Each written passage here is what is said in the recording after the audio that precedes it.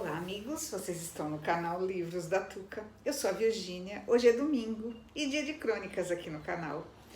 Gente, hoje vocês estão vendo que eu estou fazendo aqui, lendo aqui o texto num local diferente, aqui no meu terraço, que é o mais próximo que eu tenho de um jardim. Aconteceram várias coisas essa semana aqui no meu bairro, aqui no meu prédio, que me fizeram pensar acerca dos jardins. Por isso eu escolhi essa crônica de hoje e escolhi esse local para conversar com vocês. Aguardem aí, já já.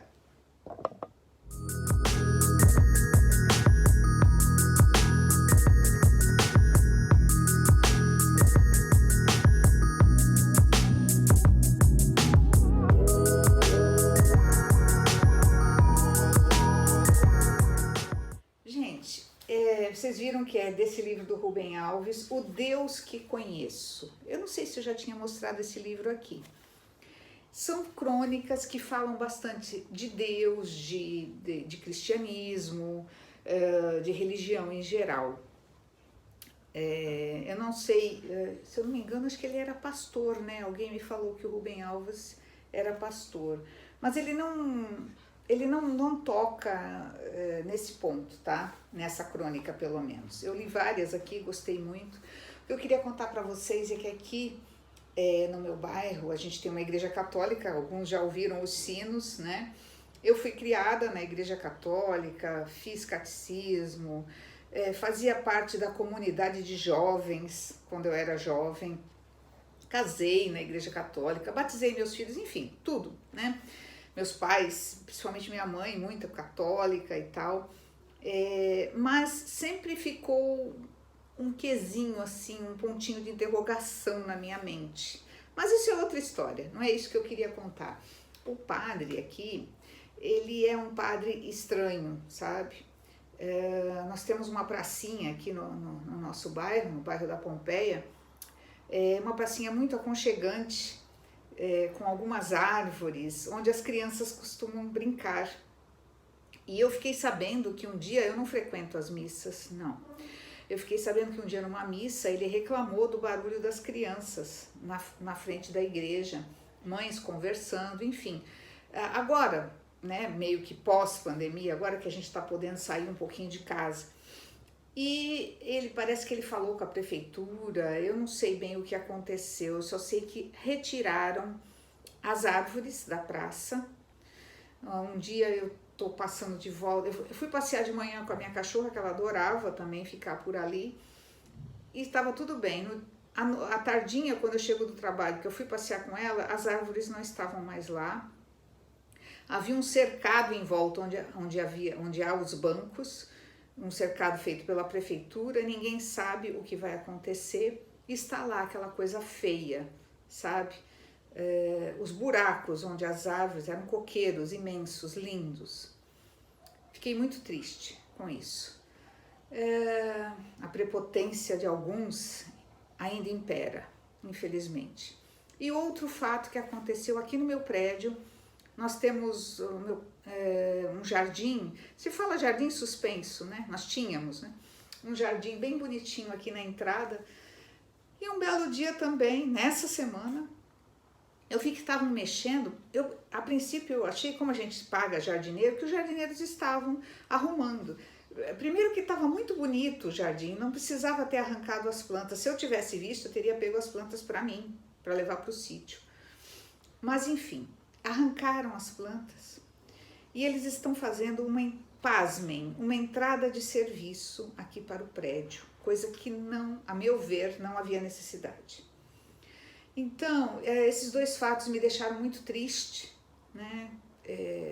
O ser humano, sei lá, parece que vive sem olhar para a natureza, né? Infelizmente, né? Por isso o mundo está do jeito que está. Bom, vou ler a crônica agora, tá bom? Agora vocês vão entender o porquê da crônica. Estrelas ou Jardins é o título. Fui eu quem levantou a questão do sofrimento dos doentes terminais e com ela a difícil questão da eutanásia. Julgo-me, portanto, na obrigação de pensar nelas sob o ângulo da ética. Ética são os pensamentos que pensamos quando nos encontramos diante de uma situação problemática que nos pergunta: o que devo fazer para que a minha ação produza o maior bem possível ou o menor mal possível? Essa pergunta pode ser respondida de duas formas diferentes, dependendo da direção do nosso olhar. Há um olhar que contempla as estrelas e descansa na sua eternidade, perfeição e imutabilidade. Moram nas estrelas os valores éticos, que foram criados antes mesmo delas e gozam de sua imutabilidade. Como se fossem móveis e obras de arte da mansão divina. Quando surge um problema na Terra, os olhos procuram a resposta nos céus, morada da verdade eterna de Deus. Quem nunca parou e olhou para os céus quando está com problema, hein?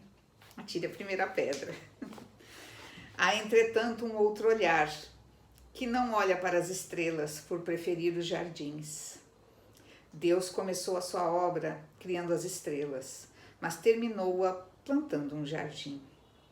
A se acreditar nos poemas sagrados, Deus ama, acima de tudo, mais que as estrelas, o jardim. Está escrito: e Deus passeava pelo jardim ao vento fresco da tarde. Deus ama mais os jardins, porque ama mais a vida que as pedras. Árvores, arbustos, flores são seres vivos. Neles não há nada que seja permanente. Tudo muda sem parar. Uma folha que estava verde seca e cai. Uma planta que se planta hoje será arrancada amanhã. Um galho onde um pássaro fez um ninho apodrece e tem de ser cortado. O jardim, como a música, tem sua beleza nas constantes e imprevisíveis transformações. Os astrônomos olham para os céus e podem determinar com precisão a verdade do astro que estão examinando. Os jardineiros olham para o jardim e não podem determinar nada com precisão, porque a vida não é uma estrela. O jardim não olha para as estrelas para decidir o que fazer com seu jardim. O jardineiro. O jardineiro não olha para as estrelas para decidir o que fazer com seu jardim. Ele observa a paisagem, examina cada uma das plantas. O que foi verdade ontem pode não ser verdade hoje. Vê as transformações, imagina possibilidades não pensadas, cria novos cenários. A ética da Igreja Católica é a ética dos olhos que examinam as estrelas em busca da perfeição final eterna. Não é por acidente que ela não tenha escolhido como símbolo para si mesmo um jardim. Os jardins são seres do tempo, mudam sem cessar, nada permanece. Mas a Igreja não convive com mudanças, por isso escolheu para si mesma o símbolo do que não muda, da eternidade. Ela escolheu como símbolo uma pedra, Petrus, São Pedro. É isso, gente. É uma crônica para a gente pensar, como sempre, né? Eu gosto de fazer vocês pensarem aos domingos, ou sempre, né? Mas aos domingos, geralmente, eu aproveito para fazer aqui as minhas reflexões e trocar ideias com vocês que acompanham aqui o canal, que me dão tanta alegria, que comentam, que compartilham. Peço para vocês que compartilhem essa crônica, por favor, tá? Com seus amigos, familiares. Eu quero que essa crônica alcance muitas mentes, para nos fazer pensar o que nós estamos fazendo realmente aqui, nesse planeta. Antes que seja tarde demais, é bom que a gente pense, sabe?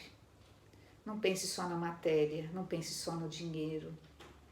Pense na nossa evolução, que é o que é mais primordial. Pense nos nossos companheiros de vida, que são os animais, as plantas, a água. A água também tem vida. Tudo tem vida aqui. Até mesmo as pedras. Eles falaram aqui em pedra, mas eu acredito que até as pedras tenham vida, sim. Um outro tipo de vida desconhecido para nós. Assim como a vida que há nos outros planetas. Eles dizem, não há condições de vida. Não há condições de vida como a nossa. Nós, seres humanos, não conseguimos enxergar um palmo à frente do nariz. Infelizmente ainda temos muito que aprender, não é mesmo? Era isso, gente. Reflitam e compartilhem. Obrigada, um bom domingo a todos. Aproveitem o dia para descansar, para ler, para se informar, para evoluir. Beijo, obrigada, tchau.